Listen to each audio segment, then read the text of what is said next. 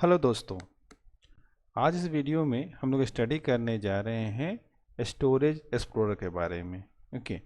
सो अब ये क्या है कि एक्चुअल में जैसे कि एज्योर में डिफरेंट डिफरेंट टाइप के स्टोरेज हैं। ओके। सो जैसा कि हमने एक पढ़ा था एज्योर डेटा स्टूडियो के बारे में, जिसमें कि हम SQL सर्वर को या डेटाबेस को कनेक्ट कर सकते हैं। उसी तरह से स्टोरेज एक्सप्लोरर जो है ये आपका एक ऐप है, स्टैंड अलोन ऐप जिसको हम कह सकते हैं। ओके। जो कि इजी वे में एज्योर का स्टोरेज डेटा जो है उसको हम मैनेज कर सकते हैं। ओके। तो इसके लिए कोई भी ऑपरेटिंग सिस्टम हमारा है विंडोज़, मैक ओएस, लिनक्स, सबके लिए आता है ये डिफरेंट डिफरेंट वर्जन्स। सो इस एप्लीकेशन को एज्योर डेटा स्टूडियो की तरह इसको इंस्टॉल करना पड़ेगा, और इंस्टॉल करने के बाद आप इसको यूज़ कर सकते हैं। ओके। तो आ, इसके लिए देखिए, जैसे कि गूगल पे जब आप डालेंगे एज्योर स्टोरेज एक्सप्लोरर तो आपको ये ऑप्शन आ जाएगा डाउनलोड करने का। ओके। जैसा कि आप यहाँ पे देख रहे हैं डाउनलोड का ऑप्शन है, यहाँ पे आप डाउनलोड नाउ पे क्लिक करके डाउनलोड कर सकते हैं। अब यहाँ पे आपके पास डिफरेंट डिफरेंट ऑप्शंस हैं, विंडोज़ का है, मैक ओएस 64 या मैक ओएस ARM64, लिनक्स इनफ स्टोर और लिनक्स डॉट टार। तो ये सारे डिफरेंट डिफरेंट ऑप्शंस अवेलेबल हैं। तो हमें विंडोज़ का चाहिए तो आप विंडोज़ सेलेक्ट करके इसको डाउनलोड कर सकते हैं। ओके।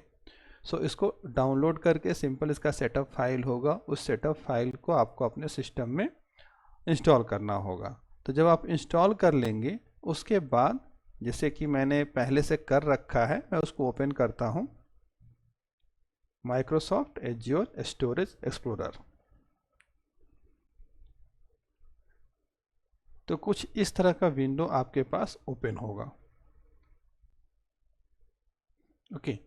सो आप देख सकते हैं कि एक्सप्लोरर है और यहाँ पे साइन इन विथ एज्योर है। तो यहाँ पर अब हम गेट स्टार्टेड करते हैं, तो यहाँ पे जाके कर सकते हैं, या अकाउंट सेक्शन में जा कर के अभी देखिए, जैसे कि मैंने अपनी आईडी को यहाँ पे ऐड कर रखा है। तो इसको अगर मैं दोबारा से अगर मान लिया जाए रिमूव कर दूं, पहले रिमूव कर देता हूं और यहाँ पे साइन इन विथ एज्योर करता हूं।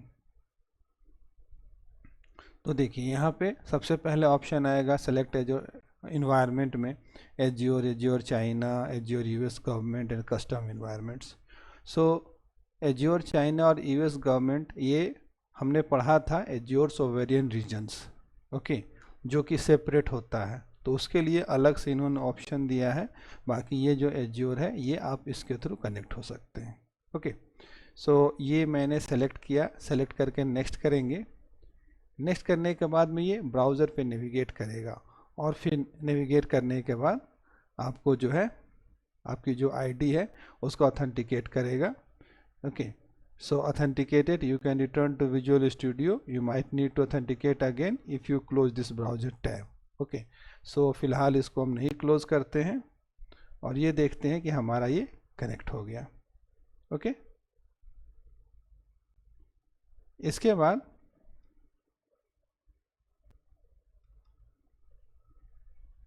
साइन इन हो गया। अब ओपन एक्सप्लोरर करते हैं। अभी देखिए स्टोरेज अकाउंट, स्टोरेज अकाउंट का ऑप्शन आ गया।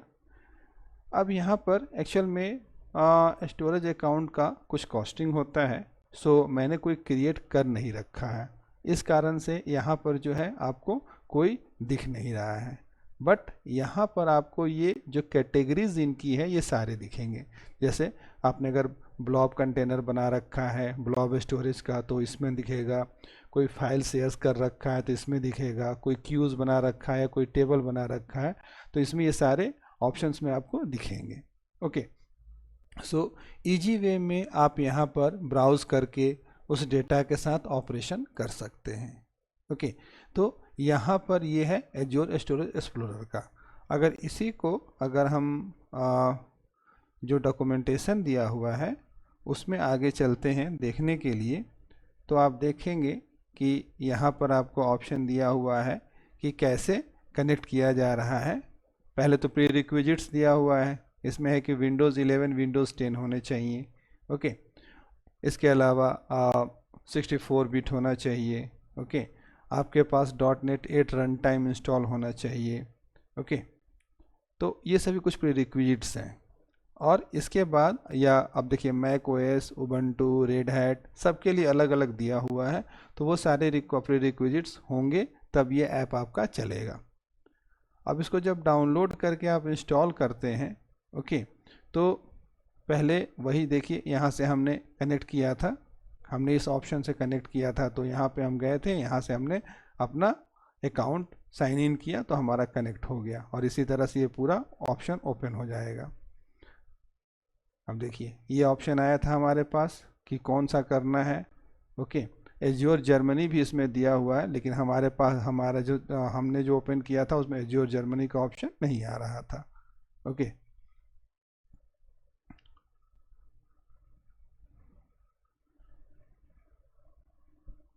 अब देखिए कि जैसे कि होता क्या है कि इसमें और एक दूसरा जो ऑप्शन देखा था हमने, अटैच टू इंडिविजुअल रिसोर्स, वो तो था कि पूरे स्टोरेज अकाउंट के साथ अब कनेक्ट हो गया। लेकिन आप चाहते हैं कि नहीं, हम केवल ब्लॉब से कनेक्ट करें या हम किसी टेबल क्यू से ही कनेक्ट करें, तो उस सिचुएशन में आपको याद होगा कि एक तो ऑप्शन ऑथेंटिकेशन का होता है, इंट्रा आईडी का, दूसरा होता है अकाउंट नेम एंड की का, तीसरा होता है शेयर्ड एक्सेस सिग्नेचर का, और चौथा एनोनिमस अगर है तो। ठीक है। तो पब्लिक एक्सेस के लिए तो ये कौन कौन सा सपोर्ट करता है, ये सारा चार्ट यहाँ पे दिया हुआ है, उसके अकॉर्डिंग इसको आप हैंडल कर सकते हैं। ओके। सो एज्योर स्टोरेज एक्सप्लोरर जो है वो मेनली आपके जो स्टोरेज अकाउंट है एज्योर का, उसमें जितने भी ऑप्शन है, जितने भी डेटा हैं, उनकी विजिबिलिटी प्रोवाइड करता है, साथ ही साथ उसको आप यहाँ से हैंडल भी कर सकते हैं इजी वे में। ठीक है। तो इसके पीछे बैकएंड, जैसा कि मैंने लास्ट वीडियो में बताया था आपको कि एजी कॉपी जो ऑपरेशन परफॉर्म करता है वो इसके बैकएंड में एजी कॉपी ही काम करता है। ओके। और ये क्या करता है, जो भी फाइल आपकी होती है उसको कॉपी पेस्ट करता है। ओके। सो स्टोरेज एक्सप्लोरर के इस वीडियो में दोस्तों इतना ही, बहुत सिंपल सा है, बस आप इसको इंस्टॉल कीजिए, इंस्टॉल करके कनेक्ट कीजिए, कनेक्ट करके इसमें आगे प्रोसीड कीजिए। ओके। थैंक यू दोस्तों।